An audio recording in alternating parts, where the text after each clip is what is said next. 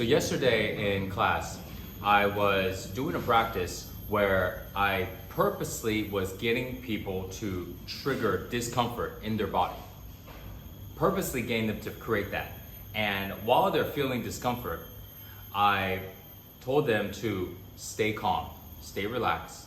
And if the discomfort is so high that you start to get emotionally stressed, emotionally angry, irritated, frustrated, whatever it is, fearful, stop.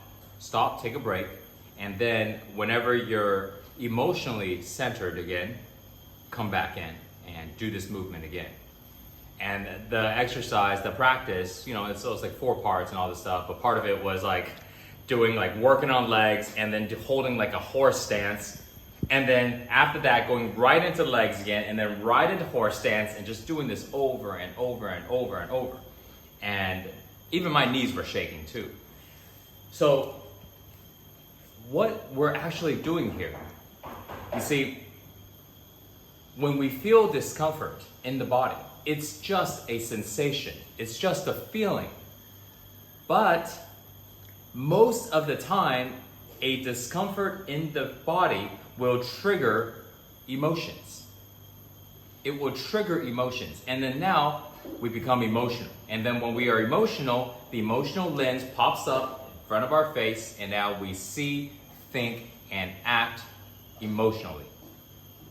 And that doesn't allow us to really see what is actually there in front of us. We are now very, very emotionally biased, right?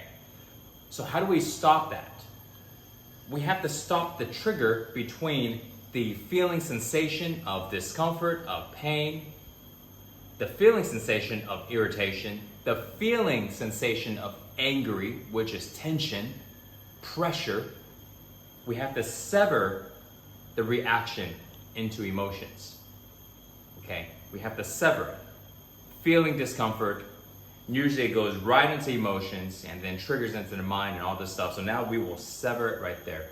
So now what we will only experience is the pain, discomfort.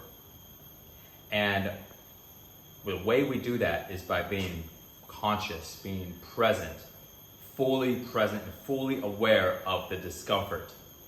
So when we were holding that horse stance yesterday, when we were sitting there and our legs were burning and our knees was hurting and we're out of breath, because that wasn't the only thing, we were at it for a while.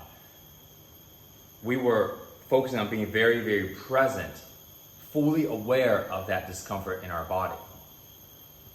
So this way, if that discomfort was to go ahead and become too much, either physically we can't handle it anymore, which means we've hit our max, done.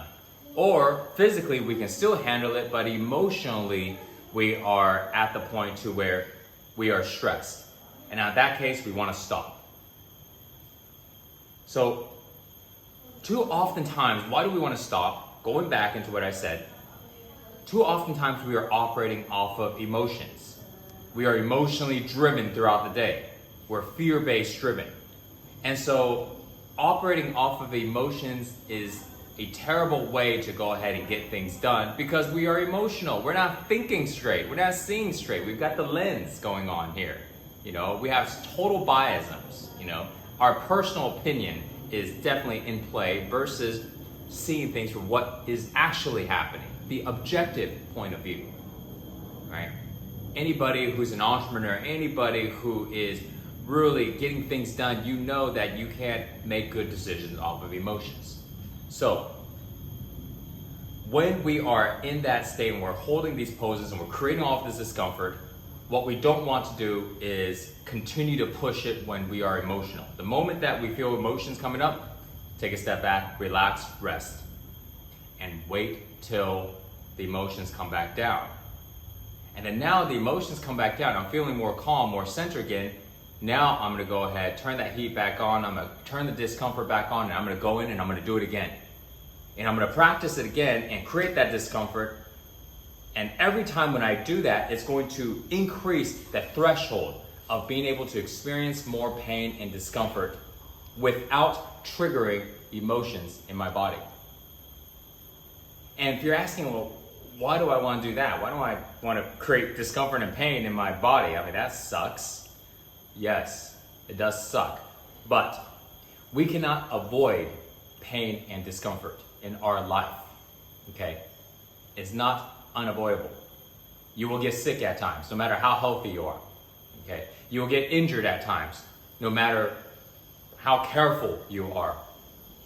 We are human beings, therefore we will get angry and emotional at times, no matter how zenned out and how much inner peace we practice on, no matter how much we meditate.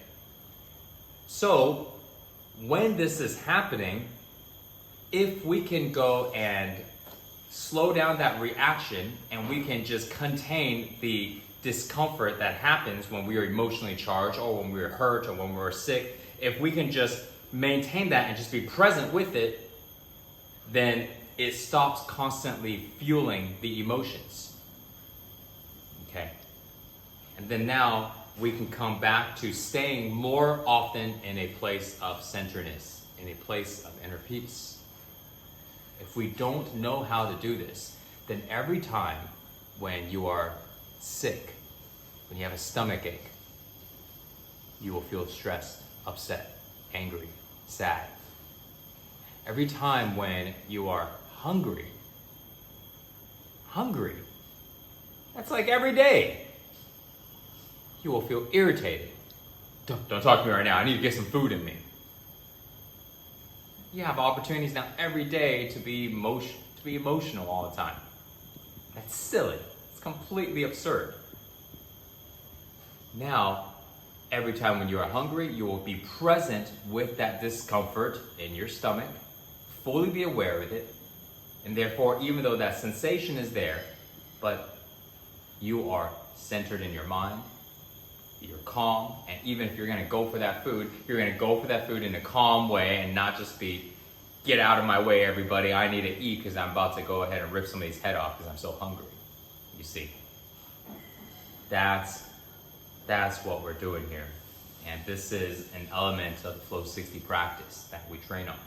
Using string training as a way to go ahead and help us have control over our emotions, help us be able to increase our threshold for pain and discomfort, to help us become centered and to have more inner peace.